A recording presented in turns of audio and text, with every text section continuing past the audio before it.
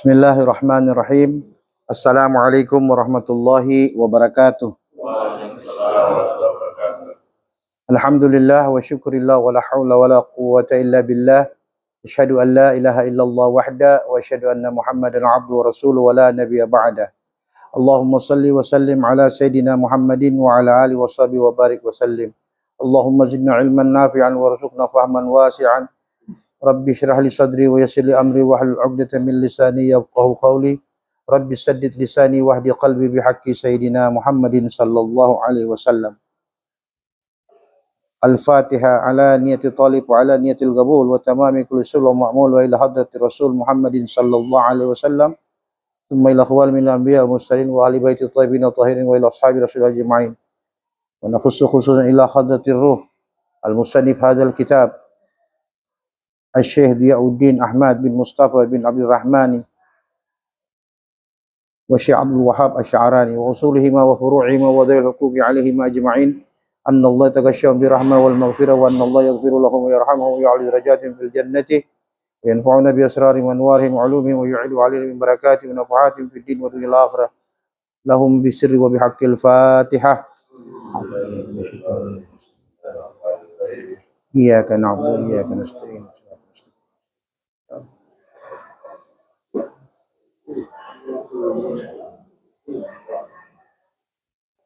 Amma ba'd. Puji dan syukur kepada Allah Subhanahu wa taala. Demikian pula salam kehadiran Nabi yang mulia, Nabi tercinta, Nabi Allah Muhammad sallallahu alaihi wasallam. Yang saya hormati Sahibul Bait, Bapak-bapak, para peserta jamaah majelis yang dimuliakan dirahmati Allah. Ada sebuah ungkapan yang dikenal oleh para ahli hikmah. Mereka mengatakan kepada orang-orang yang ingin memahami, mendalami, mempelajari agama. Panduan yang mereka berikan adalah ta'allamul adab qabla al-ilm. Hendaknya pemerhati dari kalangan muslimin yang ingin memahami agama, sebaiknya mereka memahami dulu, belajar dulu tentang adab sebelum ilmu. Mengapa? Orang ketika berilmu belum tentu dia memperoleh kemuliaan dengan ilmunya. Tapi orang yang beradab walaupun kurang ilmunya kadang-kadang lebih dihormati orang daripada orang berilmu yang tidak punya adab. Sehingga sering kita berkata, lebih baik si fulan biar tidak banyak pengetahuan tapi baik budi pekertinya, daripada si fulan pintar, cerdas tapi tidak baik akhlaknya. Dan ini sudah berlaku secara terus-menerus dari masa ke masa. Nah, oleh sebab itu tentu kita bertanya, mengapa belajar adab itu lebih didahulukan sebelum belajar ilmu? Karena yang paling susah untuk dipelajari adalah adab. Karena adab berkaitan dengan perbuatan. Sedangkan ilmu berkaitan dengan teori. Orang yang belajar ilmu secara sungguh-sungguh, pasti dia akan berilmu. Oke? Tapi orang yang belajar adab, belum tentu bisa dia lakukan kalau dia tidak melakukannya dengan sungguh-sungguh. Nah, mari kita lihat bagaimana ilmu itu dilihat, dipandang oleh ulama menurut kacamata para ulama. Apa katanya? Wa ammal ilm fa'lam annaka la tanshiru ilmuka lisaddiqun nas wansyur ilmaka lisaddiqallah. Ketahuilah bahwasanya janganlah engkau menyebarkan ilmu yang engkau miliki kalau sekedar agar engkau dikenal oleh manusia atau dibenarkan oleh manusia. Tapi sebarkanlah ilmu itu, dengan penyebaran itulah engkau dibenarkan oleh Allah. Maksudnya begini, ada orang ketika belajar ingin berpengetahuan, ingin mempunyai gelar dan sebagainya, karena ingin diakui oleh manusia. Ingat, setiap pengakuan yang diakui oleh manusia pasti ada batas maksimalnya.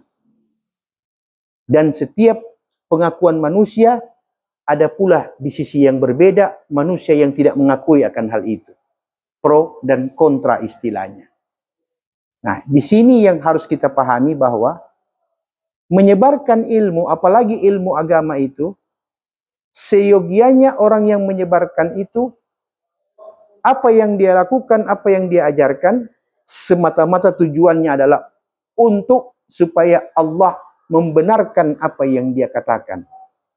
Berarti ada pembenaran langit, bukan mencari pembenaran manusia. Kalau mencari pembenaran manusia, hari ini Anda dimuliakan dengan ilmumu, besok lusa bisa Anda dicelah karena ilmumu juga. Makanya perlu adab dulu. Belajar adab dulu, baru belajar. Ya. Berikut, ada satu pertanyaan yang ingin saya tanyakan. Mana yang lebih mudah bagi saudara-saudara? Mengendalikan pikiran atau mengendalikan hati? Lebih mudah. Yang lebih mudah. Mengendalikan pikiran atau mengendalikan hati? Kenapa bisa ada dua pendapat? Ada yang mengatakan pikiran, ada yang mengatakan hati. Boleh saya dikasih jawaban? Yang mengatakan pikiran, apa alasannya? Pikiran bersifat kalau pikiran bisa terkontrol, pasti hati juga. Ya. Oke. Yang mengatakan hati, apa alasannya? Lebih mudah mengendalikan hati daripada pikiran? Hati bersih, pikiran bersih. Oke. Saudara-saudara yang dimuliakan Allah, dalam belajar adab untuk mengenal ilmu, yang pertama ditekankan sebagaimana dalam kitab kaidah-kaidah ilmu tasawuf, apa dikatakan di sini? Adab yang mesti diperhatikan adalah mengendalikan pikirannya, bukan hati. Mengendalikan pikiran, Pak. Ini yang harus fokus dulu. Jangan berurusan dengan hati. Kenapa harus mengendalikan pikiran? Karena apa yang terpikir itu nanti yang akan berefek kepada hati. Paham? Kalau seandainya bapak-bapak ini melihat seorang gadis yang cantik, melihat seorang yang rupawan, oke? Rupa bentuk keindahan yang ada pada diri seorang gadis yang dilihat oleh kita laki-laki, apa yang ada di pikiran kita saat melihat itu? Jawab jujur. Ya? Baik.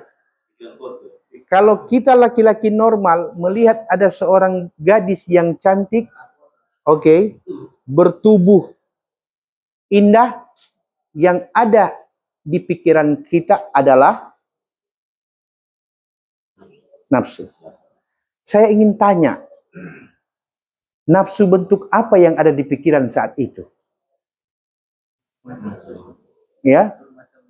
Baik, kita ringkas saja. Yang ada di pikiran kita bukan bodinya, bukan cantiknya, tapi kenikmatan yang tersimpan dan tersembunyi di balik keindahan itu. Betul tidak?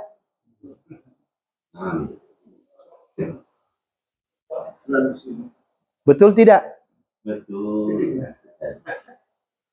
Oleh karena itulah sampai kemudian dikatakan adalah dengan awal itu pikiran berkaitan dengan panca indera.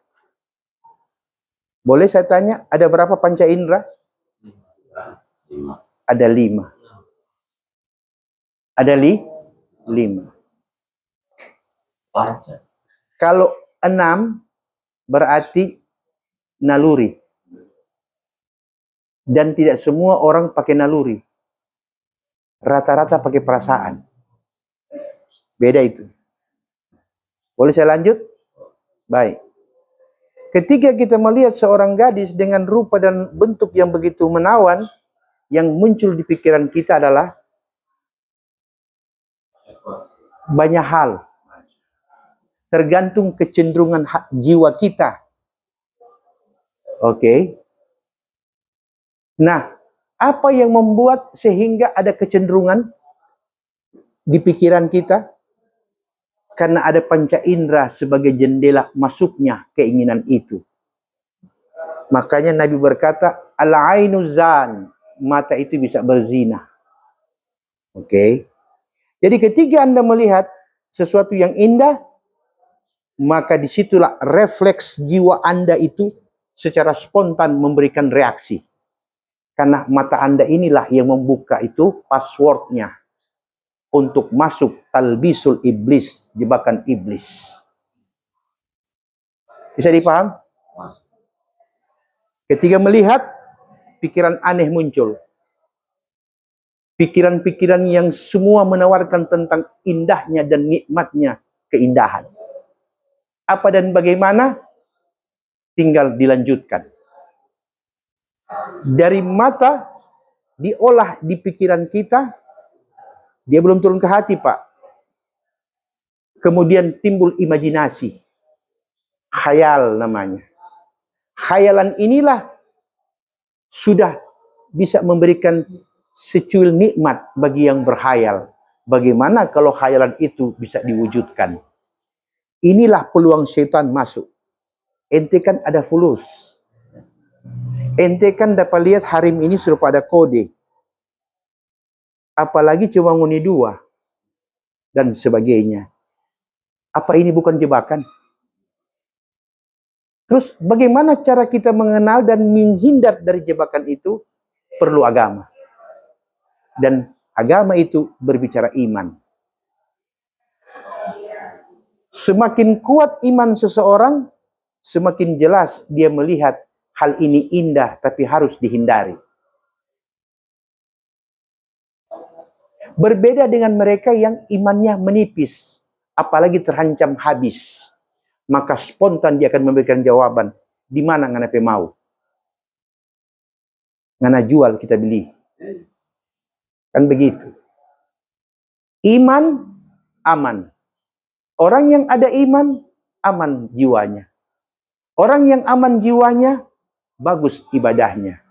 Orang yang bagus ibadahnya, pasti bagus juga etika dan akhlaknya. Kalau sudah seperti itu, please, welcome. You can go head to the science. Silakan kau belajar ilmu. Ilmu yang berbawaan dengan adab akan melahirkan kesadaran. Ilmu yang tidak berbawaan dengan adab, ilmu yang di depan, adab yang ditinggalkan, maka Anda lihat akan muncul ilmuwan-ilmuwan yang serakah, yang mengeksploitasi alam dengan sekehendak hawa nafsunya. Tapi ilmuwan-ilmuwan yang lahir dengan iman, maka amanlah apa yang dia ciptakan. Saya yakin Thomas Alva Edison, penemu balon lampu, dia tidak ingin menciptakan lampu itu untuk menerangi barbar yang ada di klub-klub malam. Tapi demikianlah, hawa nafsu mengantarkan manfaat daripada cahaya lampu untuk digunakan sebagai apa? Penarik manusia untuk terjebak dalam jebakan-jebakan iblis. Bisa dipaham, Pak? Baik. Pikiran berkaitan langsung dan berhubungan langsung dengan panca indera, Pak. Ustadz, bagaimana dengan orang buta? Bagaimana orang yang tidak melihat tapi bisa bermaksiat? Pertanyaan ini cukup kita jawab dengan, kan dia masih ada telinga mendengar. Bagaimana seorang laki-laki mudah jatuh cinta dengan hanya mendengar suara seorang wanita dari handphone, walaupun dia belum melihatnya. Ini 17 ini, dapat dengar dari suara. Oke. Betul tidak? Walaupun kenyataan 71. Tapi bagaimana orang yang tuli dan buta? Yang tuli dan buta. Kan dia masih ada penciuman. Ini sampo-sampo 16 ini. Orang habis mandi ini hari ini. Ya, tahu. Oh, ini 61 ini. Siapa? Balsem. Jadi paham? Pun tidak melihat, tidak mendengar, tidak bisa mencium, minimal dia merasakan dengan kulitnya. Ini dapat pegang tangan ini serupa tangan-tangan 16 ini. Bukan tangan-tangan 61. Bayangkan panca indera adalah password masuknya jebakan-jebakan iblis laknatullah untuk menjebak manusia dengan diawali dengan mulai mengacaukan pikiran dan pola berpikir manusia. Ketika pikirannya sudah mulai terfokus pada sesuatu yang dianggap ada janji nikmat di dalamnya, saat itu dia turun ke hati. Ketika turun di hati, itu yang Nabi sabdakan. Inna likulli jasadin mudghah. Setiap jasad ada segumpal daging. Idza saluhat, saluhatil jasad. Bila segumpal ini baik, dari ujung rambut sampai ujung kakinya akan baik pula adanya. Wa idza fasadat, fa fasadatil jasad. Tapi kalau segumpal daging ini dia rusak, maka dari ujung rambut hingga ujung kakinya pasti rusak juga keadaannya. Ala, ketahuilah kata Nabi, wahiyal qalb, itulah hati. Jadi jangan pernah menyalahkan hati, Pak. Hati tidak pernah salah. Oke? Hati tidak pernah salah. Karena hati itu tempatnya Allah bertajalli. Oke? Tapi kenapa ada keinginan untuk melakukan hal-hal seperti itu? Karena Anda telah membuka dan memberikan PIN dan password. Sehingga terbukanya sesuatu yang buruk untuk masuk dan merubah keadaan niat dan berakibat fatal pada tindakan akhir. Bisa dipaham, Pak? Hai, ada pertanyaan? Sebelum Isya ini. Ada pertanyaan? Berikut. Ustadz, mengapa ada manusia yang hidup dengan banyaknya pikiran? Saking banyaknya yang dipikirkan, sehingga berdampak pada fisik yang mengalami depresi, stres, bahkan sampai pada tingkat insomnia dan hipersomnia. Gejala susah tidur dan gejala terlalu banyak tidur. Orang yang tidur normal berarti jauh dari stres. Orang yang tidak bisa tidur dipastikan ada depresi. Orang yang terlalu banyak tidur dipastikan pula dia juga mengalami problem. Oke? Nah, apa fungsi agama? Apa tugas agama? Tugas agama itu bukan menghilangkan stres. Fungsi agama itu bukan membuat Anda terbebas dari depresi. Bukan itu tugas agama. Tugas agama itu mencegah Anda untuk tidak stres, mencegah Anda untuk tidak depresi. Itu agama. Tapi kalau sudah depresi baru mau cari agama, bukan agama namanya, tapi terapi. Jadi paham? Dan terapi itu ada dua macam. Ada disebut dengan psikologi dan ada disebut dengan psikofarmaka. Oke, psikologi, dokter diam, dokter pancing, Anda keluarkan Anda punya permasalahan. Sampai masalah-masalah yang Anda sudah lupa, tiba-tiba terkait karena dia keluar dari alam bawah sadar. Dan itulah keahlian psikiater. Tapi ketika gejala-gejala fisik mulai terjadi, jantung berdebar-debar, tekanan darah tidak normal, mengalami insomnia, hipersomnia, maka dokter atau psikiater harus membantunya dengan memberikan terapi obat penenang. Bisa frisium, bisa Xanax 0,25, bisa Librax dan sebagainya. Saya dipahami ini? Fungsi agama bukan seperti itu, bukan seperti psikiater. Sudah terjadi dulu, baru ada upaya mengobati. Agama datang tidak untuk itu. Agama datang untuk mencegah. Jangan sampai Anda stres, depresi, dan sebagainya. Jadi tugas agama itu, tahsya anil fasya'i wal munkar. Mencegah engkau dari mencegah. Bukan melarang. Melarang itu berarti ente sobekin dulu baru dilarang. Kalau mencegah, jangan. Karena ini bahaya. Bedakan itu kata mencegah dan melarang. Bisa dipahami, Pak? Berikut. Saya ingin tanya satu pertanyaan sederhana.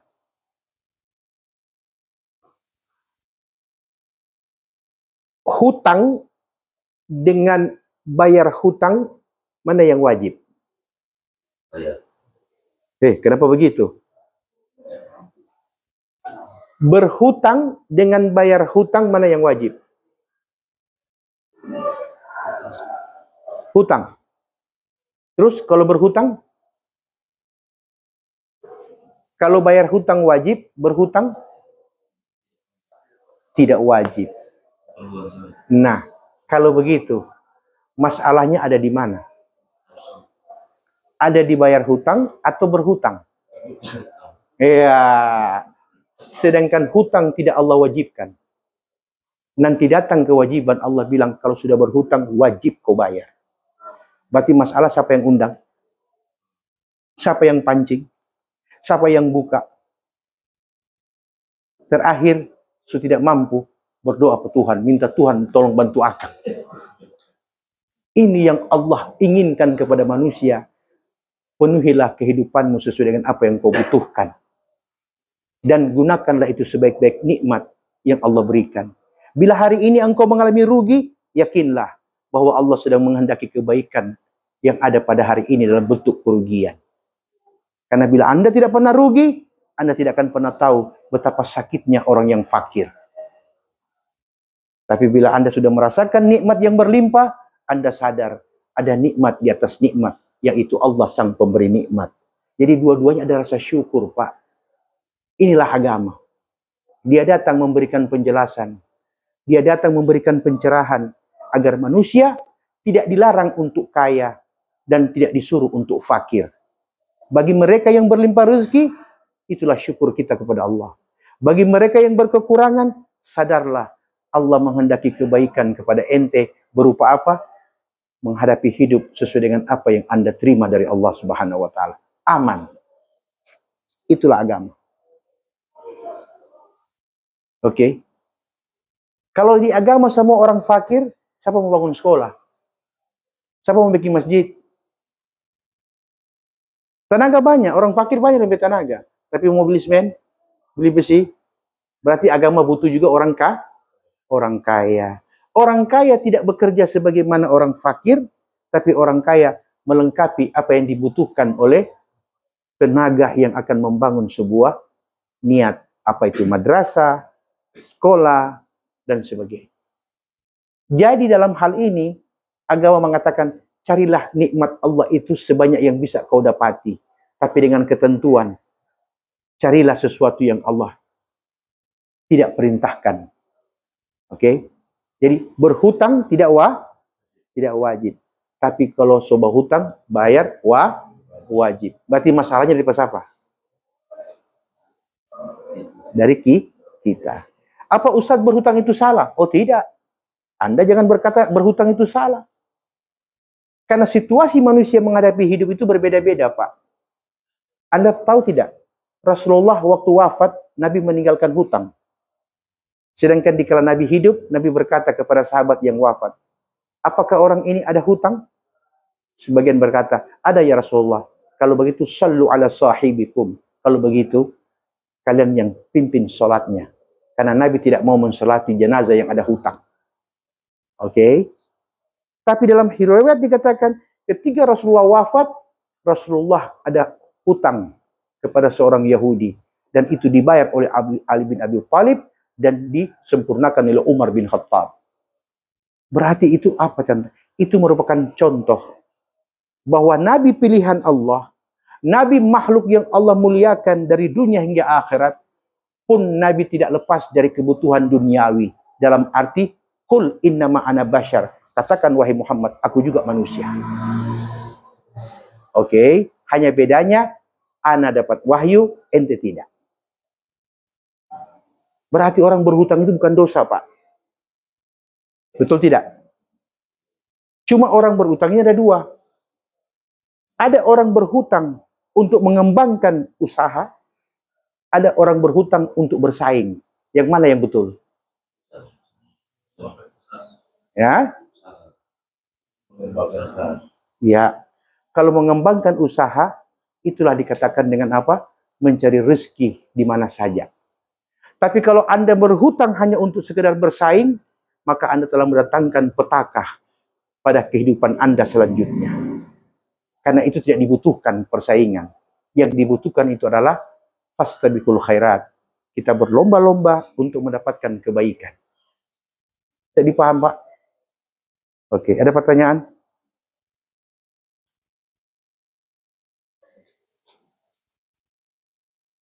Kalau nyak baku ingat yang Pak Haji susu berentin. Ada pertanyaan. Ya. Tadi kalau mau cerita itu masalah utang. Siapa ada baca utang? Ada tadi habis sholat tadi maghrib. Yang ini tadi misalnya masalah umroh, tapi utang dulu. Gimana hukumnya? Kan sudah jelas ayat Quran disampaikan di setiap Jumat bahwa rukun Islam itu ada 5. Yang kelima itu berhaji bagi yang mampu. Orang berhutang itu mampu apa tidak? Berarti tidak. Tapi tidak bisa. Tidak bisa. Banyak kan? Ya. Kenapa? Anda bisa jamin, Anda bisa pergi dan bisa kembali. Kalaupun Anda tidak bisa kembali, Anda bisa jamin ahli keluarga bisa membayarnya. Atau keluarga ada tahu kalau ente ada utang. Sebenarnya hidup ini sederhana. Jangan cari masalah. Betul tidak? Jadi permasalahan itu yang kita hadapi dalam kehidupan sehari-hari itu karena kemauan kita atau karena kemauan takdir Allah? Jawab. Kemauan kita. Kemauan itulah yang kemudian kita lahirkan dalam bentuk niat dan kita wujudkan dalam bentuk perbuatan. Ketika dia sudah berwujud niat menjadi perbuatan, turun ketetapan Allah bahwa itulah pilihanmu.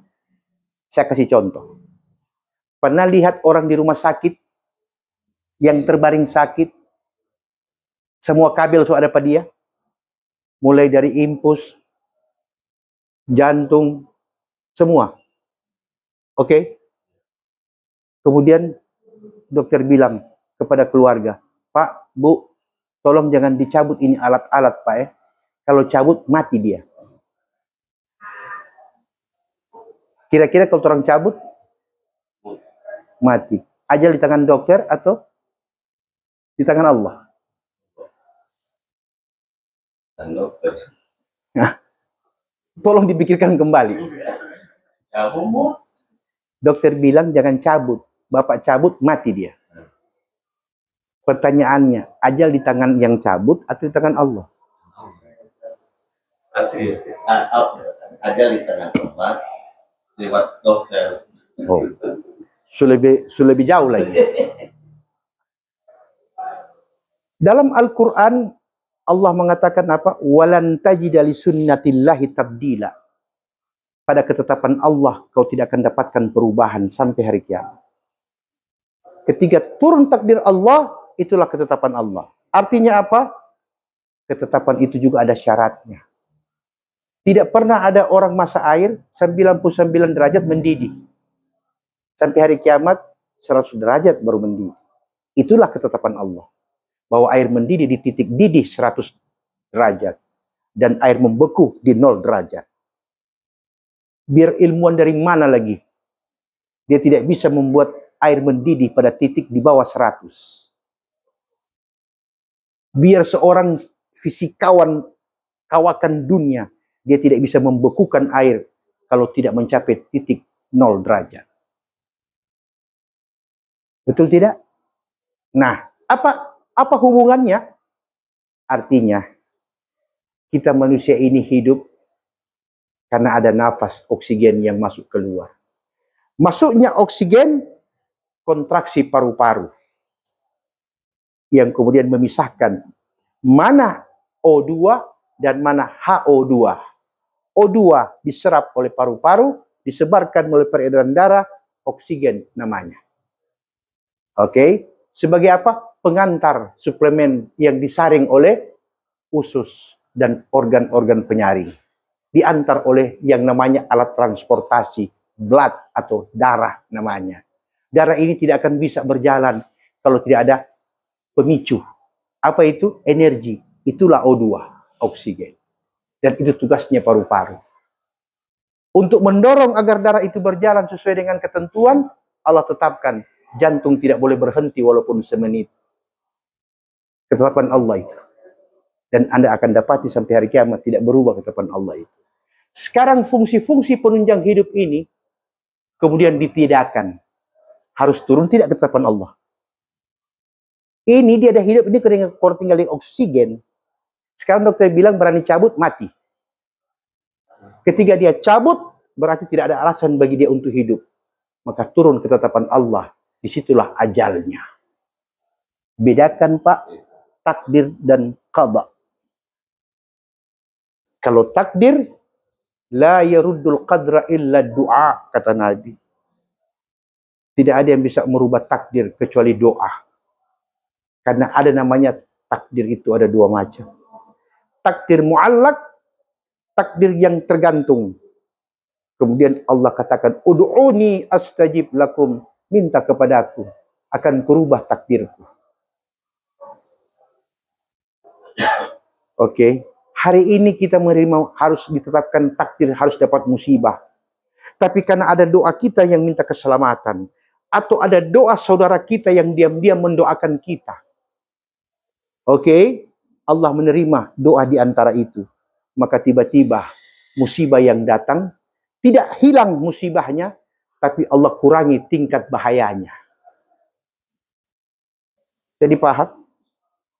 Itulah cara Allah menetapkan takdir. Tapi ada ketentuan yang tidak bisa dirubah walaupun dengan doa. Seperti apa contohnya? Seperti air tadi itu. Mendidih dan membeku. Coba Anda berdoa. 20 tahun minta supaya itu air mendidih 50 derajat. Sesuatu yang tidak mungkin. Sama seperti itu pula kata Imam Al-Ghazali. Mintalah kepada Allah dalam doamu dengan sesuatu yang wajar. Maka wajar pula Allah kabulkan. Jangan pernah engkau meminta kepada Allah sesuatu yang tidak wajar untuk Allah kabulkan. Contohnya, Anda sudah tahu memang penghasilan Anda setiap hari tergantung penumpang karena Grab. Baru Anda berdoa tiap hari minta helikopter. Doa yang tidak masuk di akal. Berarti tidak wajar dikabulkan. Tapi kalau Hairul Tanjung yang berdoa, kalau Hairul Tanjung yang berdoa minta helikopter, wajar tidak? Kenapa wajar? Iya. Jadi penuhi syarat-syarat untuk dikabulkannya doa. Baru Allah kabulkan doa. Jadi paham? Ada pertanyaan? Apalagi sudah mengerti semua ini. Kalau cita-cita kan? Cita-cita itu bukan niat. Saya berdoa supaya cita-cita itu terkabul. Ya? Saya berdoa supaya cita-cita saya terkabul. Ya, itu saya katakan tadi, cita-cita itu bukan niat. Walaupun Anda berdoa supaya terkabul, tapi Anda harus sadar juga di mana Anda Allah letakkan. Oke. Di mana Anda Allah letakkan? Bila Allah letakkan Anda pada posisi pas-pasan, bukan terima. Oke? Minta kepada Allah yang pantas untuk posisi pas-pasan. Maka wajar pula untuk dikabulkan. Oke? Jadi paham ini? Atau masih kurang senang? Baik. Orang yang berniat itu berarti orang yang berencana. Orang yang bercita-cita yaitu orang yang berangan-angan. Beda rencana dengan angan-angan. Orang kan bercita-cita, orang berangan-angan. Seandainya kita bisa dapat ini, hanya ada dua kemungkinan. Kalau sungguh-sungguh, belum tentu juga dapat. Apalagi tidak sungguh-sungguh. Itulah angan-angan. Tapi kalau niat, ada azam di situ. Apa itu azam? Ada tekad untuk melaksanakannya. Itu yang menyebabkan ulama membedakan antara niat dan nazar. Nazar itu tidak wajib. Allah tidak suruh kita bernazar. Tapi kalau sudah bernazar, Allah bilang, tunggu, itu berurusan dengan saya. Harus laksanakan. Seandainya kalau nanti insya Allah saya punya usaha ini maju, kita mau puasa 3 hari. Apa Allah ada suruh kita? Tidak. Tapi ternyata kita sudah lafadzkan itu. Kemudian ternyata maju kita punya usaha. Wajib tidak puasa? Berarti siapa yang jadi masalah? Ya tuh. Karena apa? Kita menentang takdir Allah dengan cara yang paling halus. Yaitu apa? Kita paksa Allah untuk penuhi kita punya keinginan. Dengan syarat kita bernazar. Apa mana lebih indah? Anda meminta kepada Allah dan kembalikan hanya kepada Allah semua ketetapan? Atau Anda harus bertawar-menawar, bargaining dengan Allah dengan sebuah nazar? Mana lebih terhormat? Mana lebih ikhlas?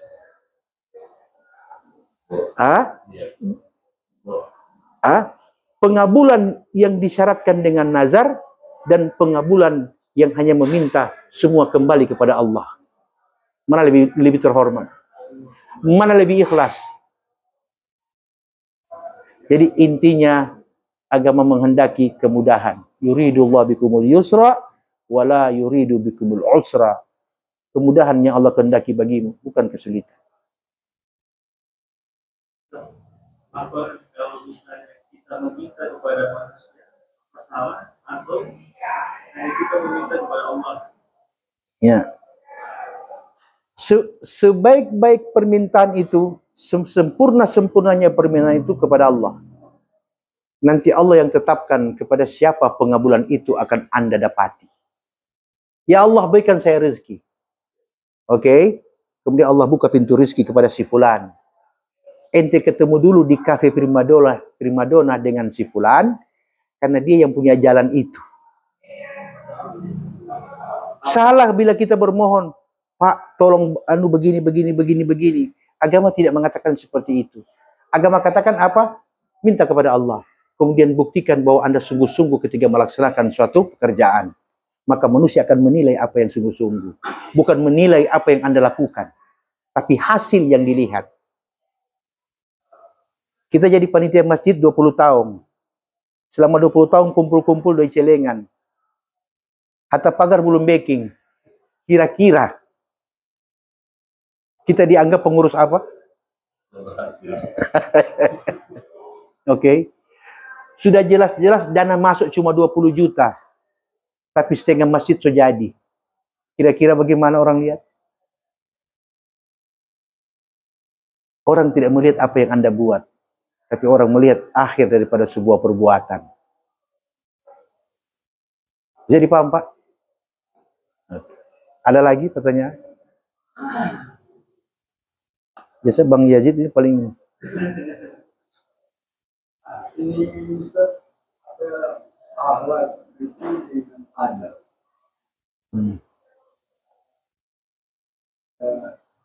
Akhlak itu bedanya dengan adab. Akhlak yaitu meniru apa yang sudah ada, yang terasa baik, terasa bagus. Itu akhlak. Hasil tiruan ini kita pakai untuk kita. Kita jadikan sebagai bagian kebiasaan kita. Contohnya apa? Laqad kana lakum fi Rasulillah uswatun hasanah. Sungguh terdapat pada diri engkau wahai Rasul suri tauladan. Berarti kita yang belum berakhlak harus mencontoh akhlaknya Nabi. Berarti impor dari luar masuk ke dalam. Bisa dipaham Pak? Itu akhlak. Tapi kalau adab, bagaimana mengolah yang di dalam ini menjadi baik. Yang baik menjadi lebih baik. Yang tidak baik menjadi baik. Berarti internal. Itu adab. Yang bagus mana? Yang bagus itu harus pakai dua-dua. Bagaimana adab orang mau didik kalau tidak ada contoh yang orang lihat? Berarti ruh dan bagaikan ruh dan jasad. Bisa dipahami ini Pak? Ada lagi pertanyaan? Ya. Kalau tidak sholat tetap Ya. sendiri, tiba-tiba ada di belakang yang minta maaf, bagaimana hukumnya? Minta apa? Makmum, sholat sendiri. Niatnya soli apa? Ya. Ada tiba-tiba Ada di belakang minta masbuk. Baik. Bagaimana apa? Itu dihitung jamaah atau Ya. makmum atau bagaimana? Baik. Innamal a'malu wa innamal likulli imri'in ma nawa. Segala apa yang dibuat tergantung niat. Dan bagi setiap orang tergantung apa yang dia niatkan. Saya niat mau sholat fardu. Karena tidak ada orang yang mau makmum. Di tengah perjalanan tiba-tiba ada orang yang melihat orang sholat, dia berniat untuk bermakmum. Maka secara otomatis seorang menerima bagiannya masing-masing. Yang awalnya Anda menerima pahala sholat munfarid, ketika ada yang menambah menjadi jamaah, maka itulah disebut dengan pahala yang datang tiba-tiba. Tidak perlu Anda rubah niat. Allahu Akbar. Ada yang kore. Tunggu, kita mau ganti niat. Bisa dipahami nih? Jadi fikih mengatur sesuatu yang mudah dan tidak mempersulit orang yang melaksanakan ibadah. Jadi tidak usah dirubah. Allah salli fardhu maghribis salat raka'atin mustaqbil qiblati adaan lillahi ta'ala. Adaan lillahi ta'ala. Allahu Akbar. Itu makanya Al-Fatihah menggunakan kata kami. Iyyaka na'budu. Mau berjamaah tetap tidak boleh dirubah tuh iyyaka na'budu. Mau sholat sendirian tidak boleh diganti iyyaka a'budu. Tetap iyyaka na'budu. Kenapa demikian? Rahasianya, hikmahnya adalah waktu kita berjamaah Allahu Akbar, Bismillahirrahmanirrahim, Alhamdulillah Rabbil Alamin, seterusnya. Tiba pada kalimat Iyyaka na'budu, berarti saya imam dan makmum yang menyembah engkau saat ini. Oke. Wa iyyaka nasta'in. Saya dan makmum meminta kepada engkau pertolongan. Karena ibadah bisa rusak bila tanpa pertolonganmu ya Allah.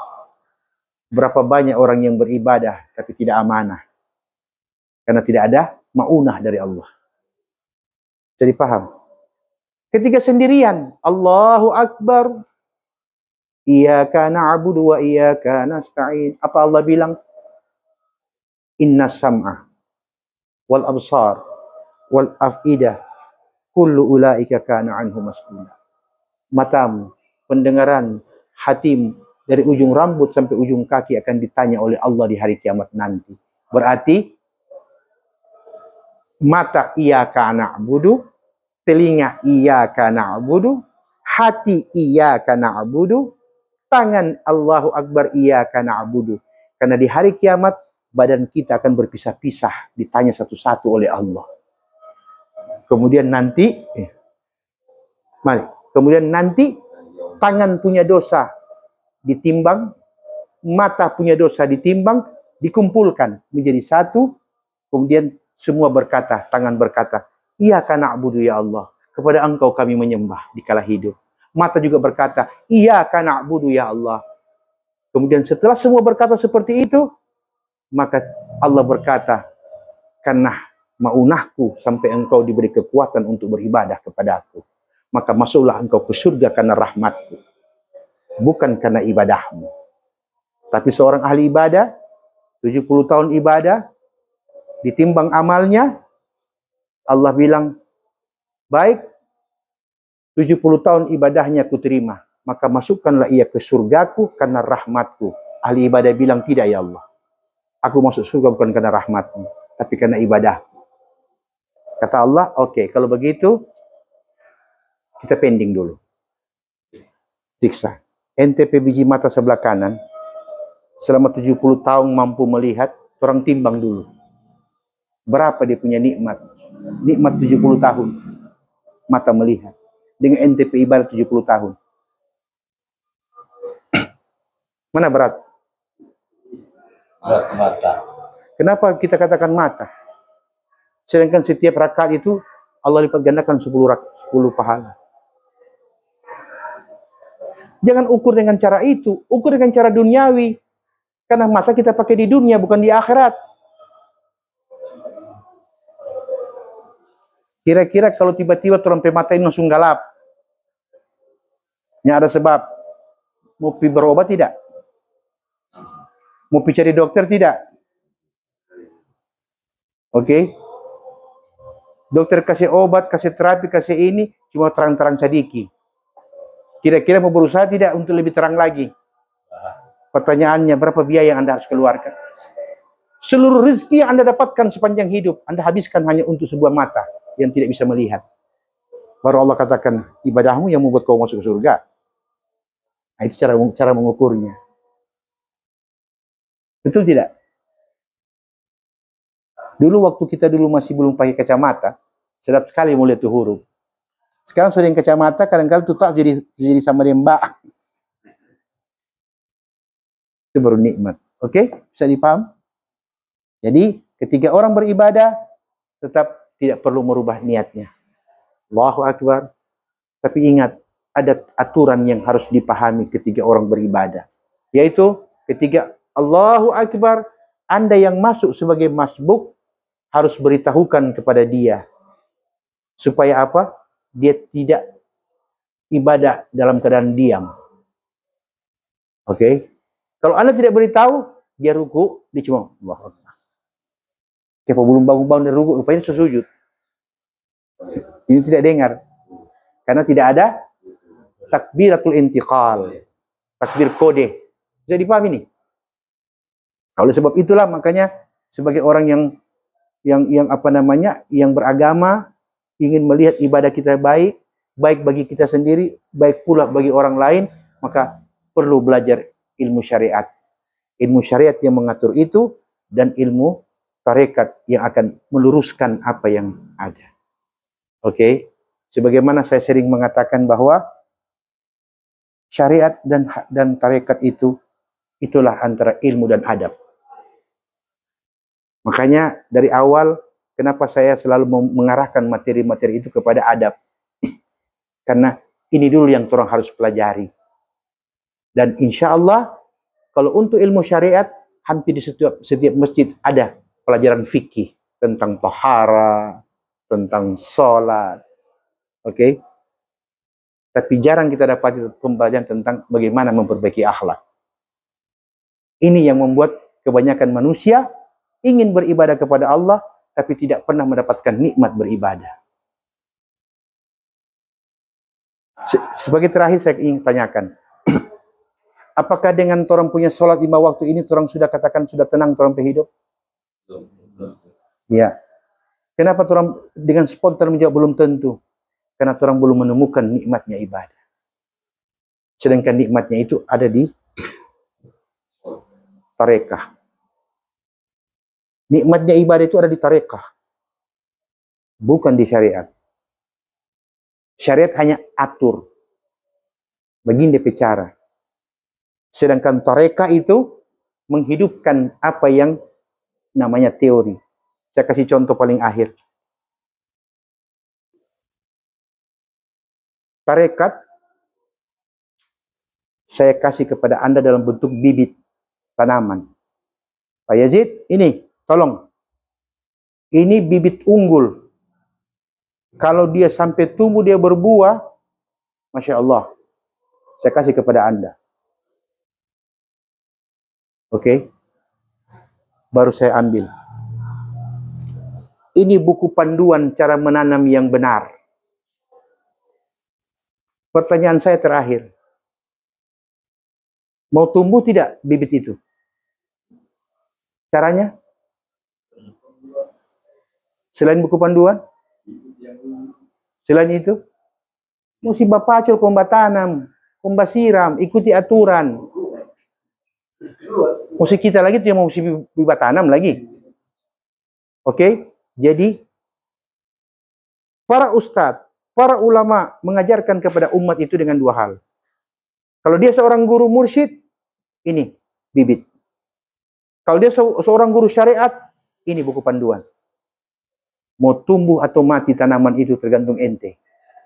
Mau olah, mau siram, mau jaga, mau pelihara. Oke? Tapi kalau Anda tidak lakukan, buku panduan sudah ada, bibit sudah ada, sama salah. Ya, makanya Allah tidak mau menerima tuduhan di hari akhir, di yaumil qiyamah, ketika orang menyalahkan Allah Subhanahu wa taala. Wabillahi taufiq wal hidayah. Assalamualaikum warahmatullahi wabarakatuh.